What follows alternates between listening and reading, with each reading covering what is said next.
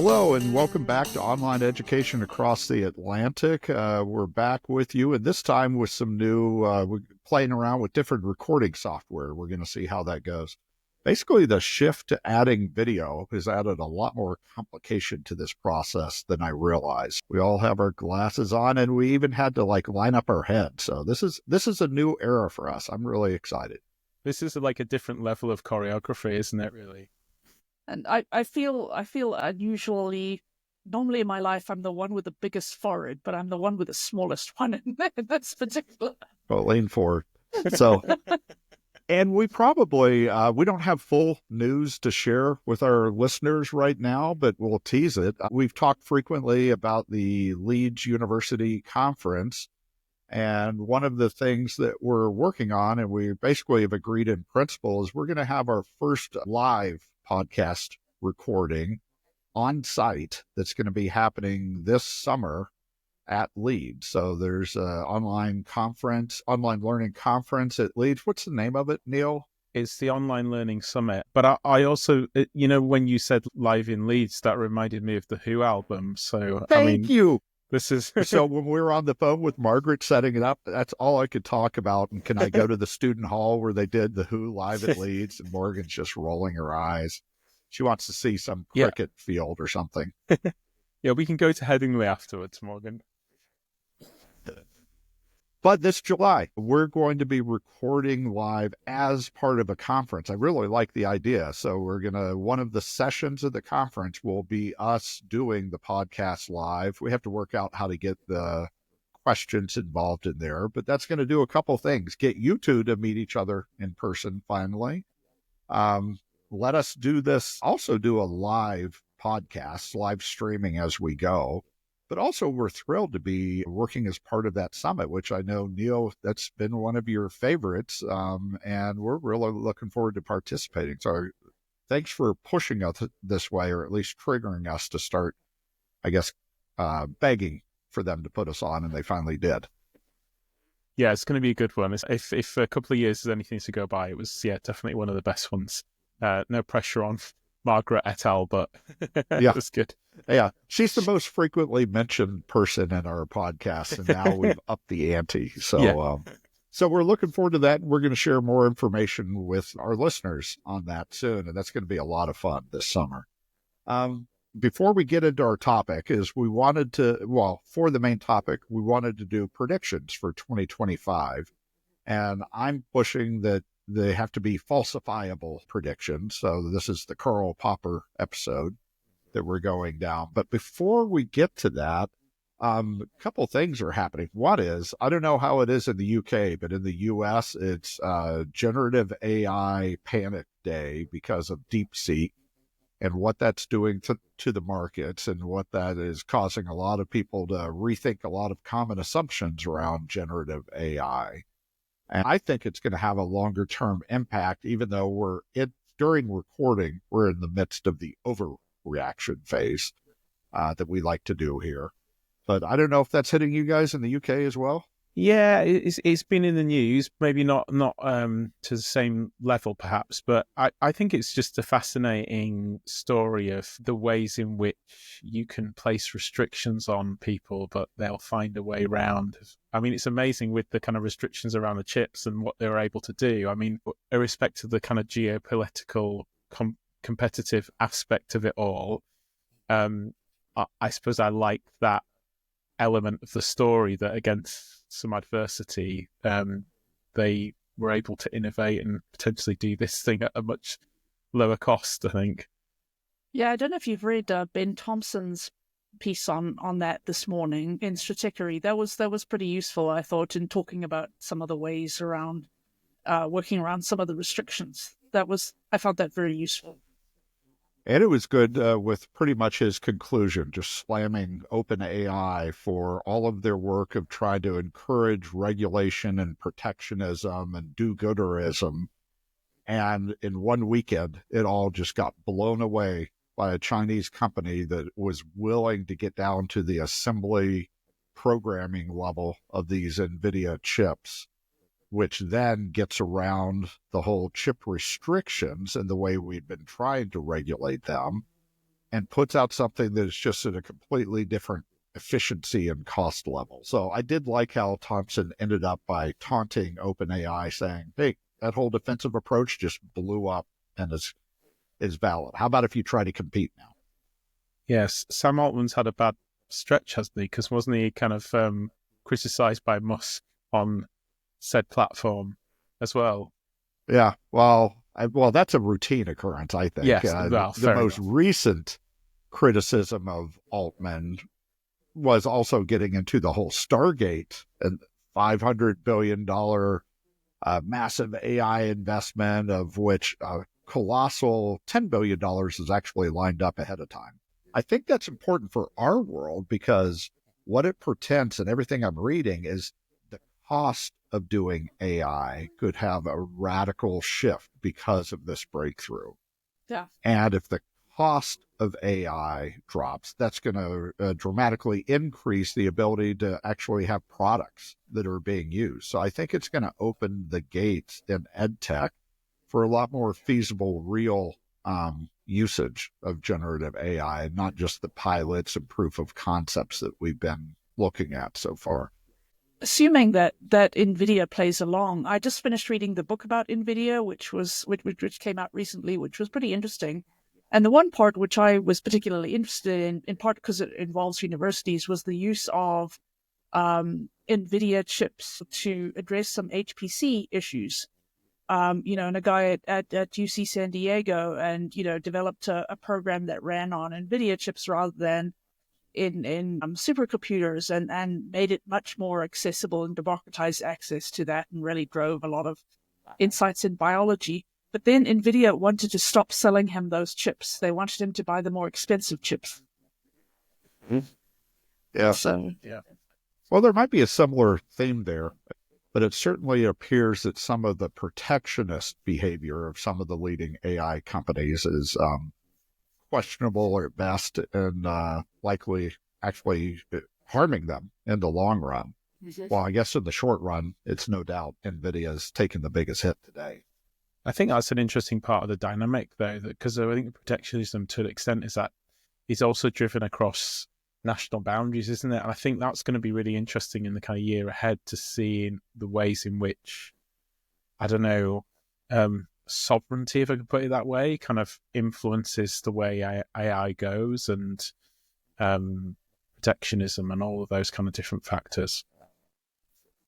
I think that's all the news we've had over here in the past week. Is that right, Morgan? Anything else happening? Yeah, it's lots of little bits and drips and drabs of places having hard times, which is hardly news. It's business as usual now, but just a constant drip of those kinds of stories.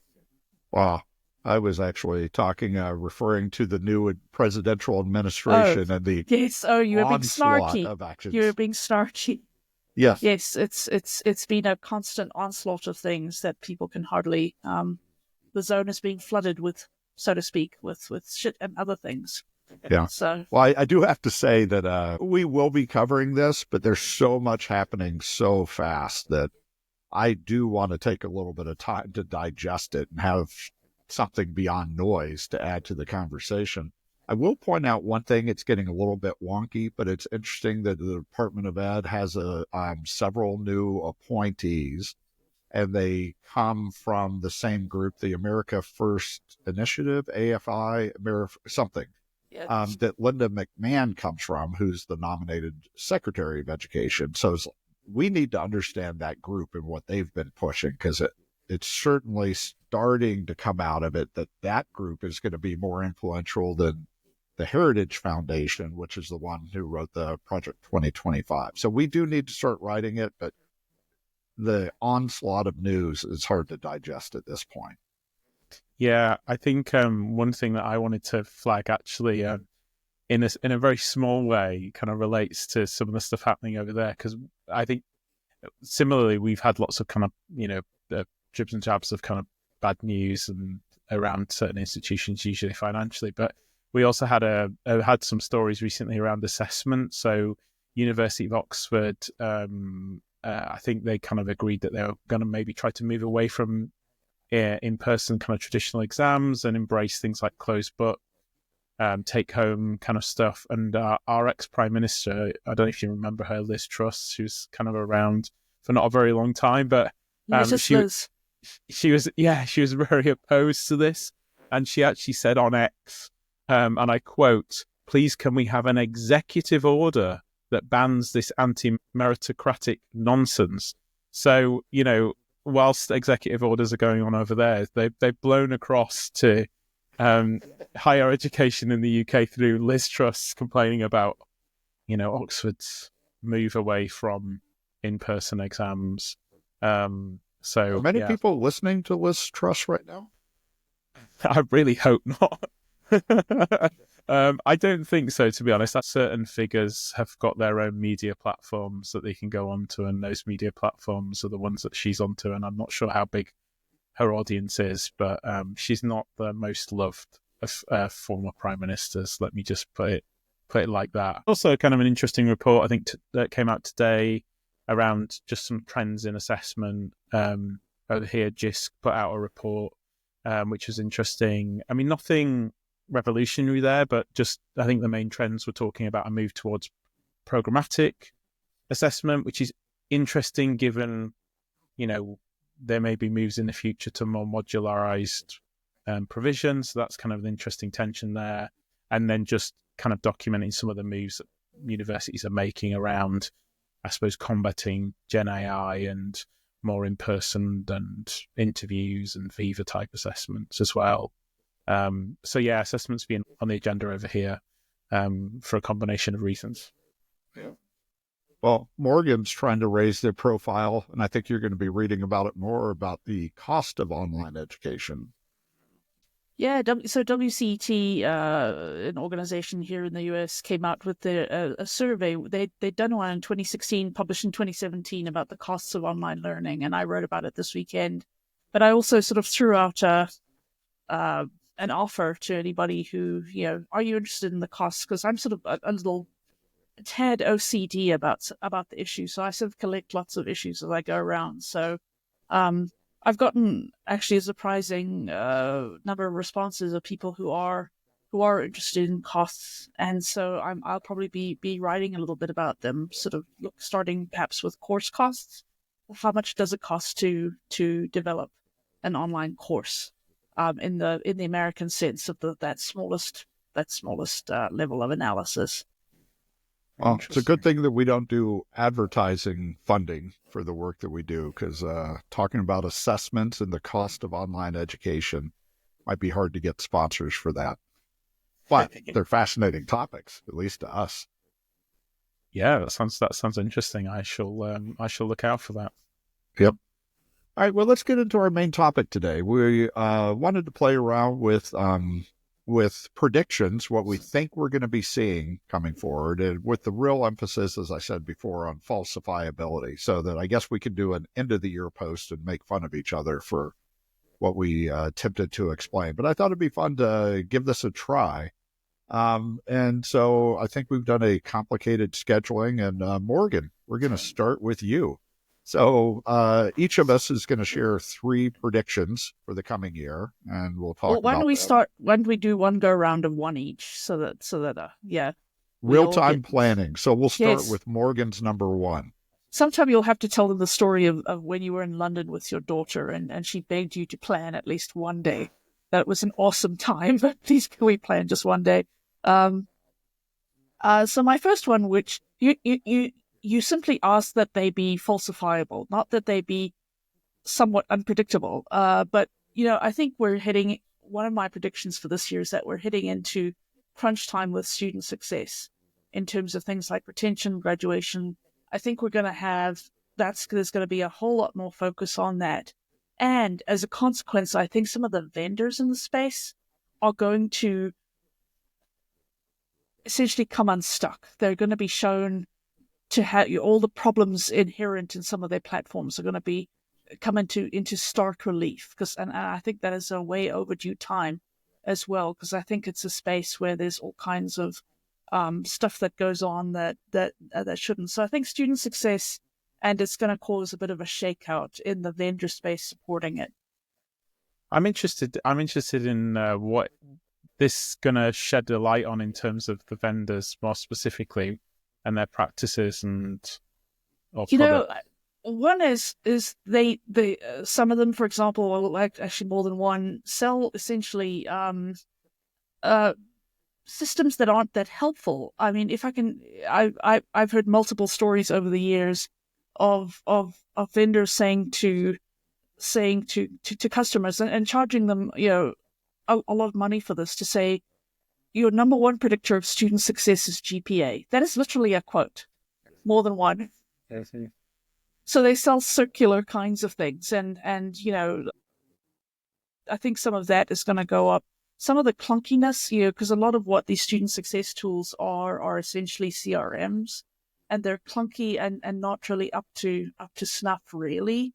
And you've got a proliferation of these kinds of things, so that you've got your student success CRM, and you've got Salesforce, and you've got something that the Career Center is using, and so on. So I think you're going to see a lot more critical commentary, and maybe that's one of those self-fulfilling predictions, because some of it's going to come from me. We know what you're writing for the next year. Oh, that's a good point. Falsifiable, but you can't game the system. Well, we'll use those rules for next year, not for this year then. But you're really getting into, it's sort of calling the bluff on student success systems, and they're going to have to rethink and say, no, we haven't solved the problem yet, and we've got to do things differently, particularly from the vendor community is I think what you're predicting. Yeah. So, okay, well, Neil, let's go with yours. What's your first prediction?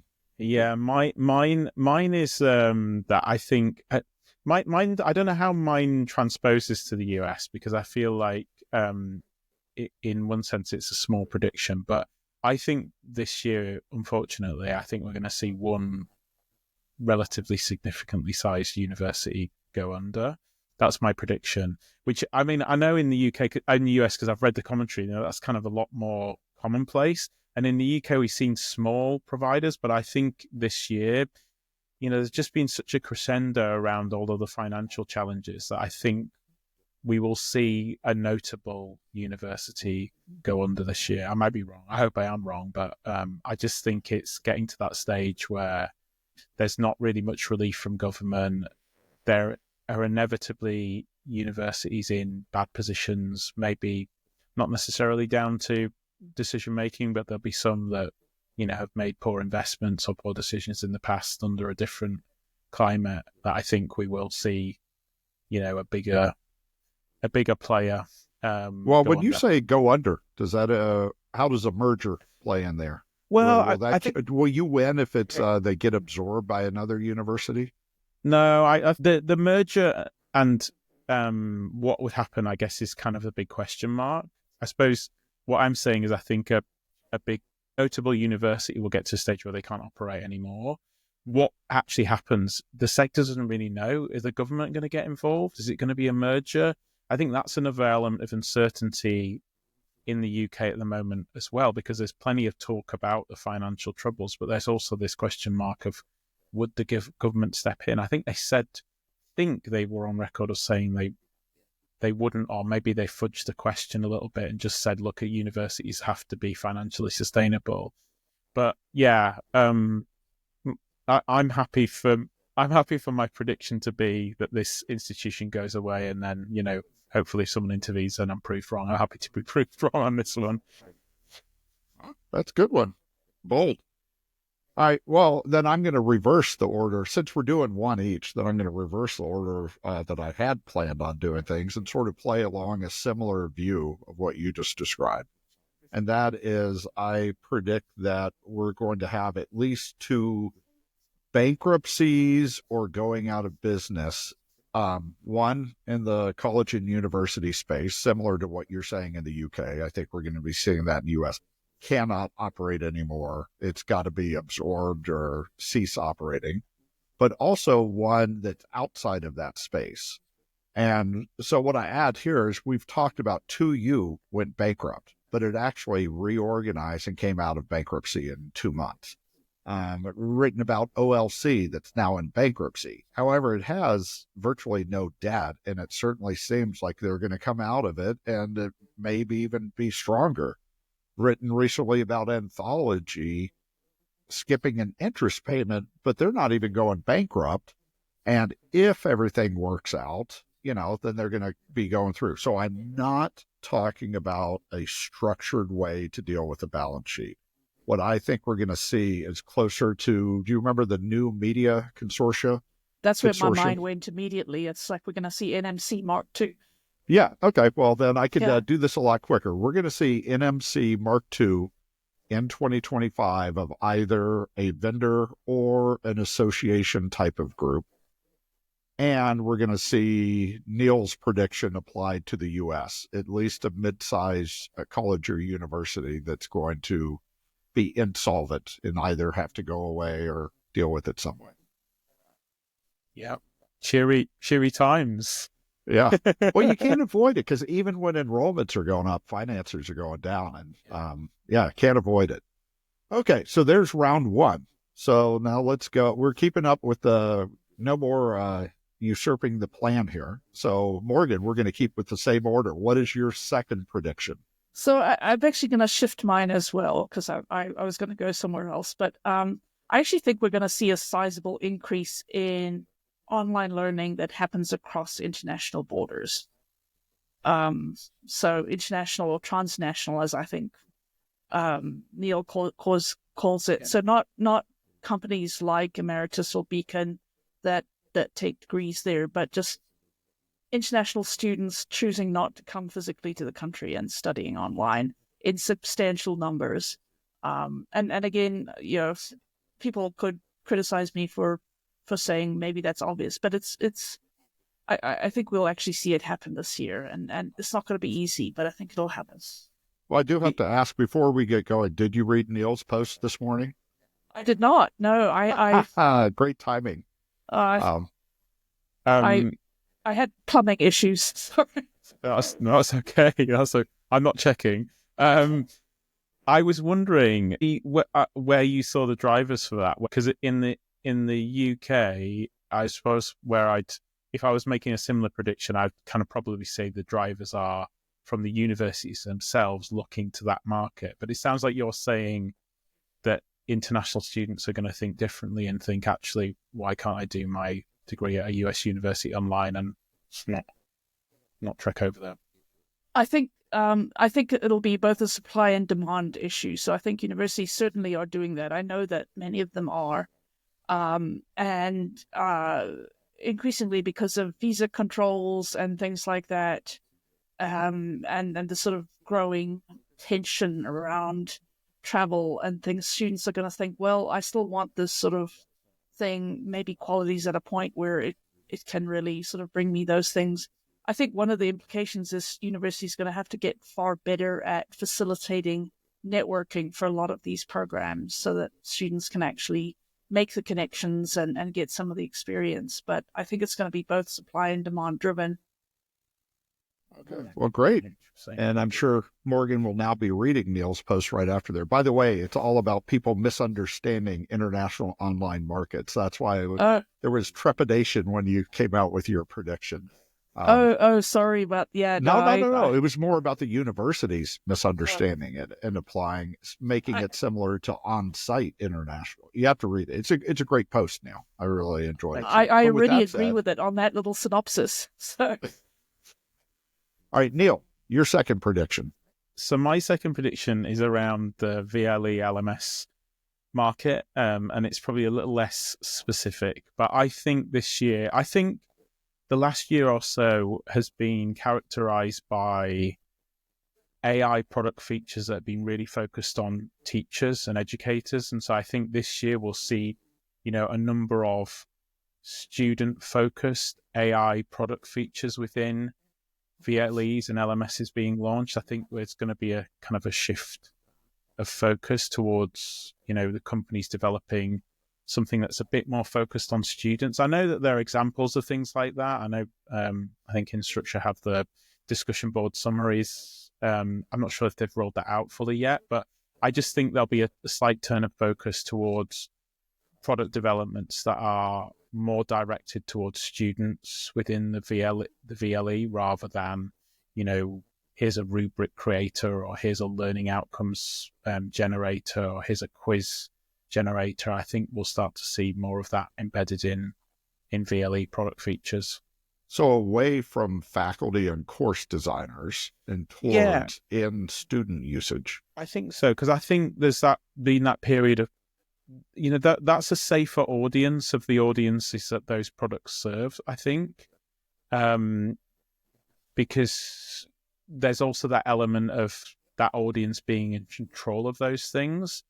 I think the student one is a bit risky because if you're an educator that has a particular view on AI and the product that your institution uses, helps facilitate that in a way that you're maybe not comfortable with, that I think that's a bit more of a challenge. But I just think that's a more of a natural direction for them to go around some of this kind of things. So I think we'll just see more product developments that are aimed at students. Maybe it'll tie in with what you were saying around the student success, Morgan, as well. Like maybe that could be a theme, maybe conjoining the two. Well, I think the first LMS company or VLE company that can come up with a consistantizer, an AI agent that goes and makes the course consistent for the students, with all the other courses that they take on the same platform. I think that'll be a winner. But what about a Gen AI tool that makes all of their courses have consistent navigation and locations? That's exactly, yeah. But you know what would be amazing is if the faculty member sees the thing that they created, but the student sees something consistent. Yes, that would be amazing. You still have academic freedom and you're doing it your way. Nobody else is using it. Oh, that is a genius idea. Okay. So, by the way, if it doesn't work out, I know the post I'll write about you, which is, but students don't pick LMSs or VLEs. No, I know. So it's a risky prediction you have. I love it. But I decided to go for it, and I'm happy if all three are miserably wrong. Okay, so my second prediction is quite specific, and it's almost too easy, and it's very U.S.-centric, so apologies for Neil. But James Quall, the current Undersecretary of Education, Morgan could at this point write my prediction. He's going to accept a job with one of the main organizations funded by the Arnold Ventures Coalition. So New America, Center for American Progress, TCAS again, the Century Foundation. Basically, it's payoff time, job well done. Now here's your job that you can take. So I don't think he'll be the only one from the Department of Education making these moves. We already saw Wesley Whistle make that move to New America last year and picking right up with what he was working on. But James Quall will be the big name. It'll happen in 2025, and he's going to be a big player in one of these organizations. So the revolving door works. I have a writer on that. At the end of the year, I'll still be pronouncing his name wrong as James Quall. Well, I'm one of the few ones who insist on pronouncing it the right way each time. So I think you're safe with mispronouncing his name. It sounds like he might be remunerated well for this move as well, possibly. Or we don't need to worry about his future prospects anyway. No, I do not think so. And by the way, that comment, since we're getting into really dangerous territory here, is not as much, it's not a Quall comment.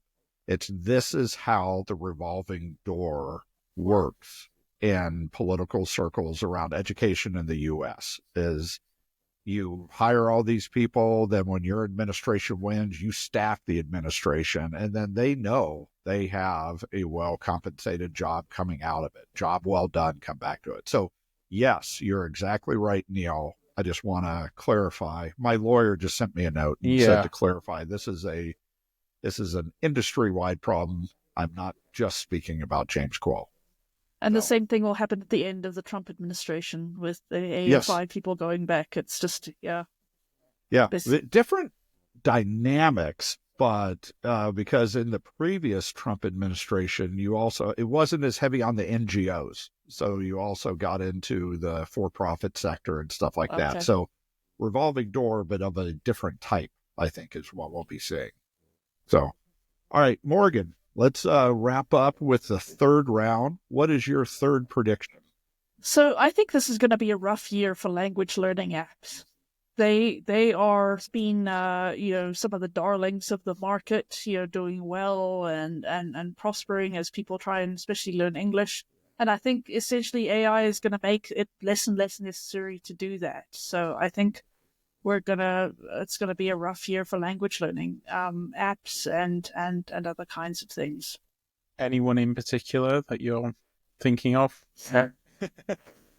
Look, I'm just going to put it out there because I'm a Duolingo cynic in general.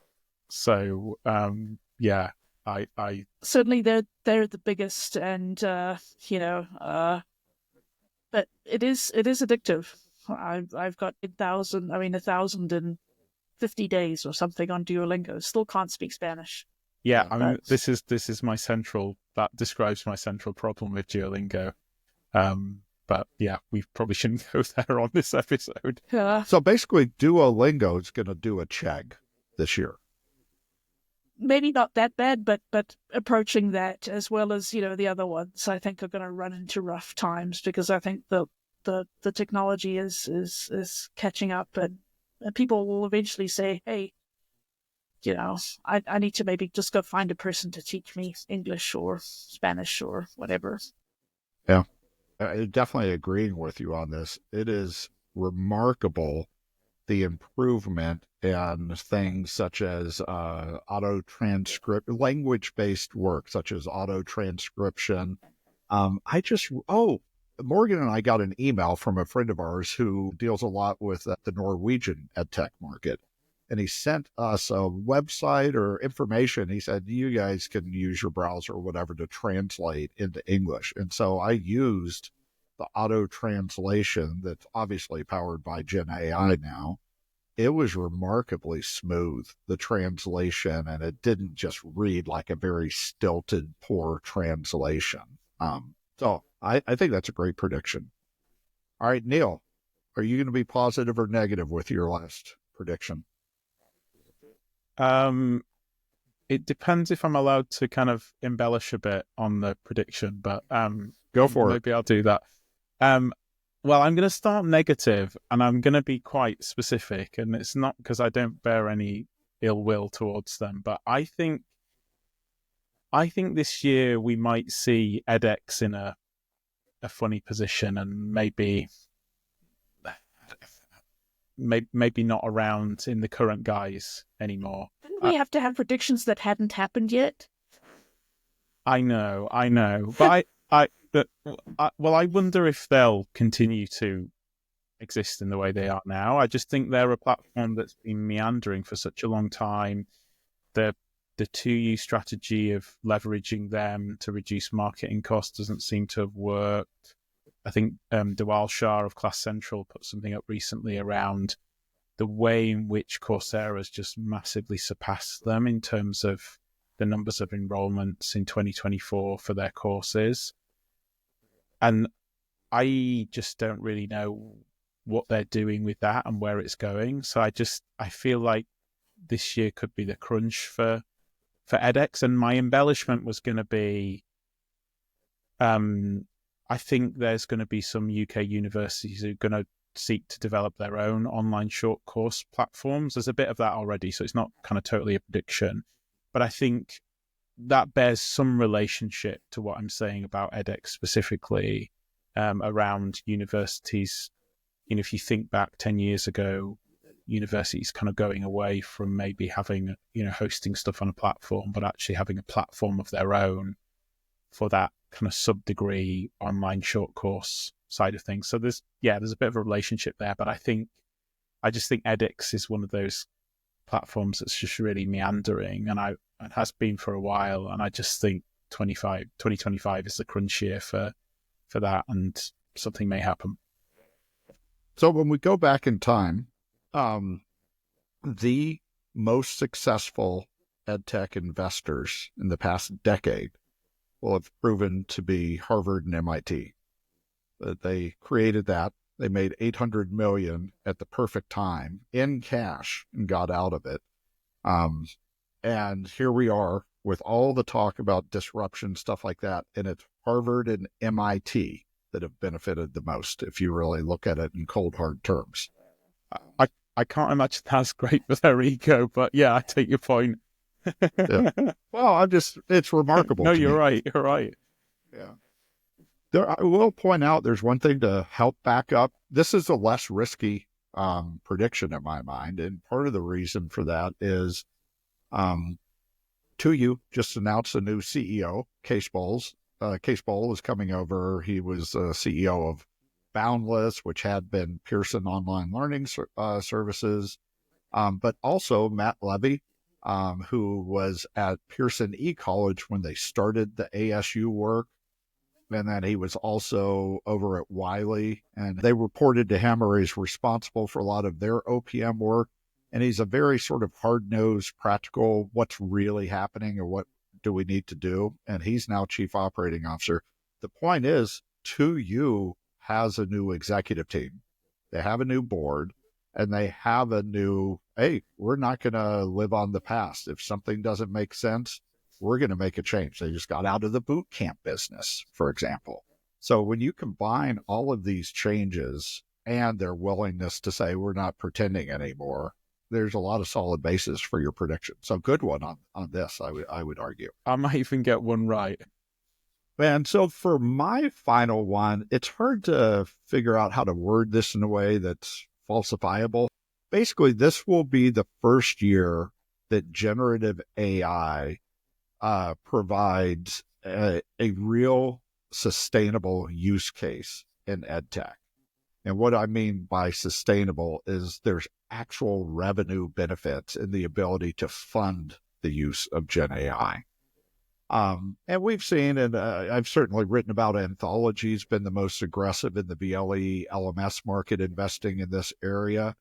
And good for them, they're getting interest. But if you say, well, how do they monetize it? Well, they've chosen not to directly monetize it. So they only monetize it if they win an account that they wouldn't have otherwise. And there's sort of more of a, let's just invest and see what happens. And it's certainly raising their profile, but I would not argue that's a sustainable use case. Certainly not yet. We've seen other companies do things. I think that in the EdTech market, we will see for the first time something where we say, oh my goodness, that funds itself. That is sustainable. That bet is already starting to pay off. Part of the reason that I say that is today's news. Going back to, this is where I think DeepSeek helps things out, is all of a sudden there's sort of a reset on people's expectations on what Gen AI inference, the actual products that people use, can be.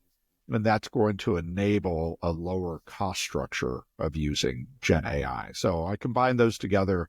By the end of the year, I think we'll be able to say, look at that product line or that company, and that Gen AI-based product is sustainable and is already generating its own revenue. So there's my final prediction. And do you have any inkling on what that thing might be? Or what way, like in terms of, you said like product line or a company, like, do you think assessment or tutoring or, I don't know, sorry, I'm putting you on the spot here, but. If I knew that, would I be doing a free podcast with you guys? No, I don't know.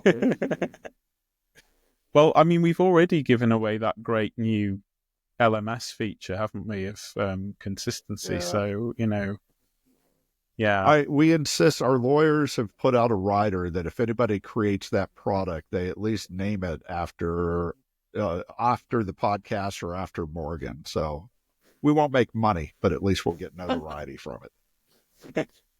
That's our business plan. Well, good. Well, that's an interesting set of predictions. And I think this will be fun because it actually, Morgan's in particular, she could be the one actually writing about it. So it's a little bit of a cheat there. But I think it can help us focus on some of the things that we're covering and the movement we're expecting to see as well. So it was fun. We definitely have an episode lined up for the end of the year as well, don't we? Where we can collectively mock one another further.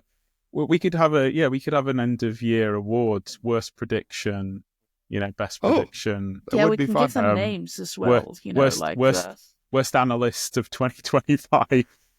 Yeah, perhaps we can make one award the Eddie after that chatbot from the LAUSD. That Oh my goodness. But I'm not sure that one. It's going to be hard for anybody to match that collapse. I wish we had done this prediction a year ago, because then that would have been the one to predict. But maybe we can name our award for the worst prediction the Eddie Award or something, and we can make it look like that little chatbot. And Well, good. Hey, well, thanks. Enjoyed the conversation, and we will be back in another 2 weeks, and we'll also share more information about what I'm really excited about for this summer. I already listened to the extended version of Live at Leeds after we had our call with Margaret. So for that and many other reasons, I'm really looking forward to this summer. Should be fun. But thanks, and I will talk to you too in a couple of weeks.